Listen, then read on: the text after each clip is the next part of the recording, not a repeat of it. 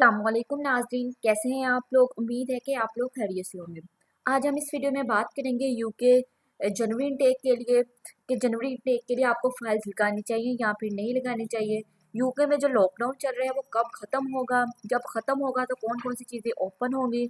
आज हम इस वीडियो में सब कुछ डिटेल से डिस्कस करेंगे।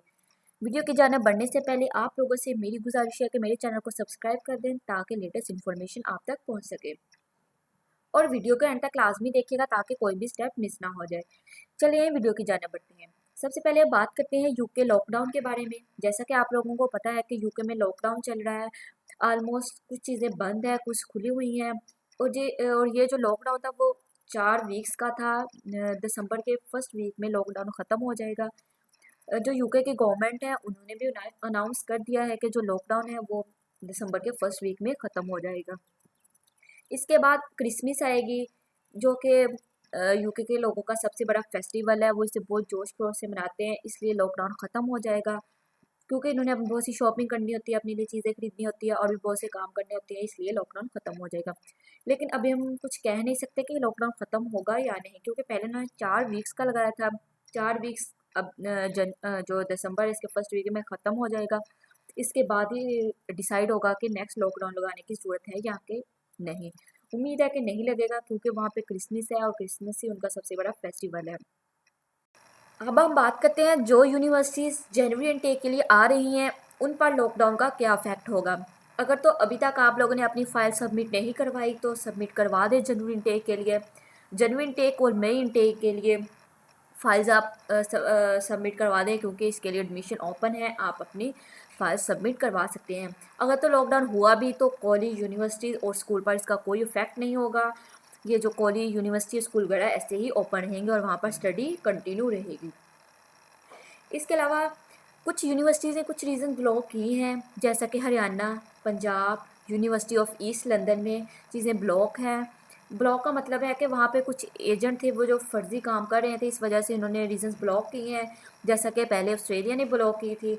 अगर तो इन्होंने अपना ओपन कर दी तो कंडीशन कुछ बेटर हो जाएगी।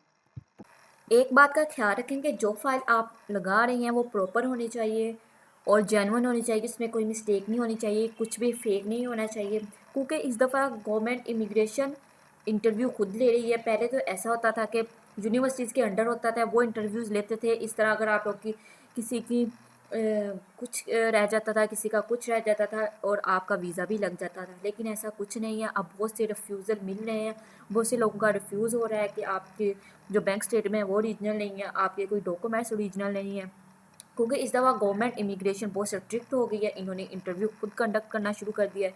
अगर तो आप चाहते हैं कि आपका रिफ्यूज़ ना हो तो आप अपने सारे डॉक्यूमेंट्स, हर चीज़ आपकी जेन्युइन होनी चाहिए, प्रॉपर होनी चाहिए, कुछ भी फेक नहीं होना चाहिए। आपकी बैंक स्टेटमेंट ओरिजिनल होनी चाहिए, आपके जो भी एजुकेशनल डॉक्यूमेंट्स हैं वो सब ओरिजिनल होने चाहिए, हर चीज़ प्रॉपर और जेन्युइन तरीके से होनी चाहिए। जो वो यूके इमिग्रेशन जो इंटरव्यू कंडक्ट करती है उसमें जो क्वेश्चंस होते हैं वो बस नॉर्मल ही होते हैं। यही होता है कि आपका बैकग्राउंड कैसा है, आपकी बैंक स्टेटमेंट है, जो आपको कौन आपको सपोर्ट कर रहा है, आप वहाँ पे जाकर कौन से कोर्सेज पढ़ेंगे, किस यूनिवर्सिटी में एडमिशन ले रहे हैं, आपकी एजुकेशन कितनी है, फ्यूचर प्लान क्या है, आपकी जब एजुकेशन ख़त्म हो जाएगी तो आप अपनी कंट्री वापस आ जाएंगे या फिर यूके में ही रहेंगे। अगर तो आपने अपनी कंट्री वापस आना है तो क्यों आना है, किस क्या रीज़न है कि आप वापस आ रहे हैं। वो तो आपने वहाँ पे रहना है तो उसकी क्या रीज़न है, वहाँ पे क्यों रह रहे हैं। इसी तरह बस नॉर्मल क्वेश्चंस होते हैं और इसके अलावा और भी ऐसे ही कुछ चंद क्वेश्चंस होंगे। इसके लिए आपकी इंग्लिश जो है वो हाई होनी चाहिए। अगर तो आपकी इंग्लिश वीक है तो आप इंग्लिश की क्लासेस लें, मेक श्योर करें कि आपकी इंग्लिश अच्छी हो, क्योंकि यूके ने इंटरव्यू कंडक्ट करना शुरू कर दिए हैं और बहुत से रिफ्यूज़ल भी हो रहे हैं इसी वजह से। किसी की इंग्लिश वीक है, किसी को समझ नहीं आता, किसी की कुछ डॉक्यूमेंट्स फ़ेक हैं, किसी की बैंक स्टेटमेंट सही नहीं है, किसी के डॉक्यूमेंट कोई फ़ेक है, तो इसी तरह रिफ्यूज़ल हो रहे हैं। अगर तो आप चाहते हैं कि आपका रिफ्यूज़ल ना हो, आप वहाँ पे एडमिशन लेना चाहते हैं तो अपनी इंग्लिश को ठीक करें, बेटर बनाएं। इसके लिए क्लासेस लें, आपको ऑनलाइन क्लासेस भी मिल जाएंगी। ऑफलाइन तो आजकल लॉकडाउन चल रहा है, आप ऑनलाइन घर में बैठकर इंटरनेट से क्लासेस ले सकते हैं और आपके सारे डॉक्यूमेंट्स भी क्लियर होने चाहिए। इस तरह अगर आप इस तरह फाइल सबमिट करवाएंगे तो आपके वीज़ा लगने के चांसेस ज़्यादा होंगे। इस बात की ज़्यादा टेंशन लेने की ज़रूरत नहीं है कि इमिग्रेशन वाले कौन से क्वेश्चंस पूछेंगे इंटरव्यू में।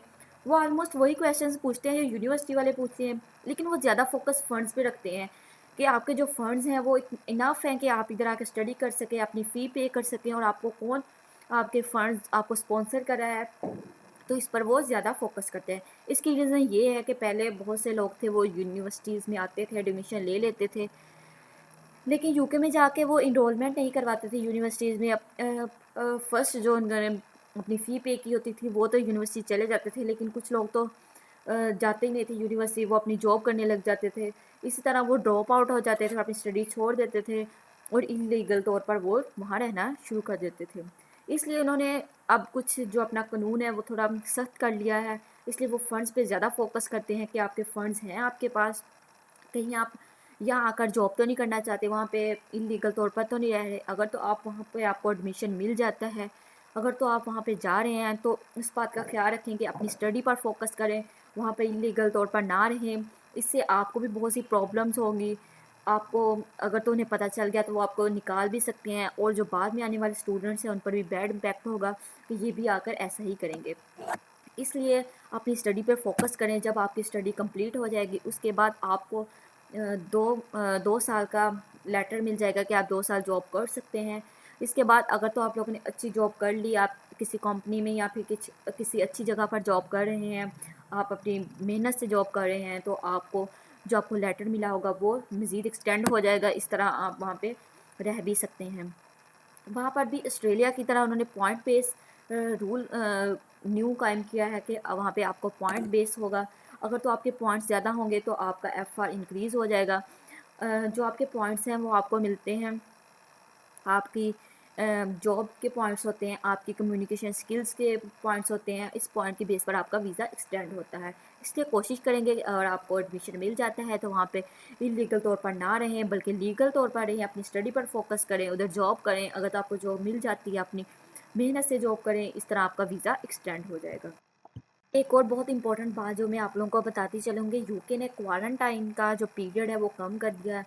अगर तो आप इंडिया से या फिर किसी और कंट्री से या फिर पाकिस्तान से ट्रैवल कर रहे हैं और आपके पास आपकी कोरोना की रिपोर्ट है, तो आपका जो क्वारंटाइन पीरियड है वो 5 दिन का होगा, कि मीन्स कि आप 5 दिन क्वारंटाइन करेंगे, इसके बाद आप अपने काम कर सकते हैं।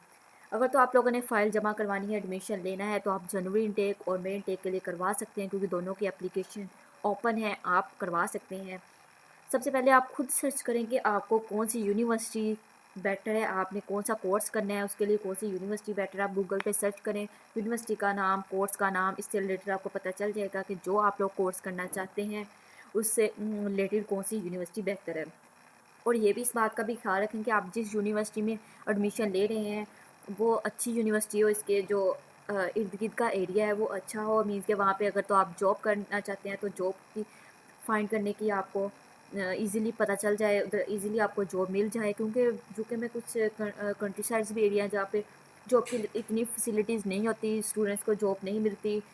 लेकिन आप उन इलाकों को, उन सिटीज़ को सर्च करें, उन यूनिवर्सिटीज़ को सर्च करें जिसके इर्द गिर्द आपका जो इलाका है वो ठीक हो, वहाँ पे जॉब इजीली अवेलेबल हो। जैसे कि लंदन हो गया, मैनचेस्टर हो गया, बर्मिंघम वगैरह हो गया, वहाँ पे आपको जॉब्स भी मिल सकती हैं। ये थी कुछ लेटेस्ट इन्फॉर्मेशन जनवरी इनटेक के बारे में, सोचा कि आप तक शेयर कर दूं। अगर आप लोगों को मेरी वीडियो अच्छी लगी है तो इसे लाइक कर दें। अगर आप लोगों का कोई क्वेश्चन है तो आप कमेंट सेक्शन में पूछ सकते हैं, कोशिश करूंगी कि आपके क्वेश्चन का आंसर दे सकूं। अगर अभी तक आप लोगों ने मेरे चैनल को सब्सक्राइब नहीं किया तो इसे सब्सक्राइब कर दें ताकि लेटेस्ट इन्फॉर्मेशन आप तक पहुंच सके। अल्लाह हाफिज़।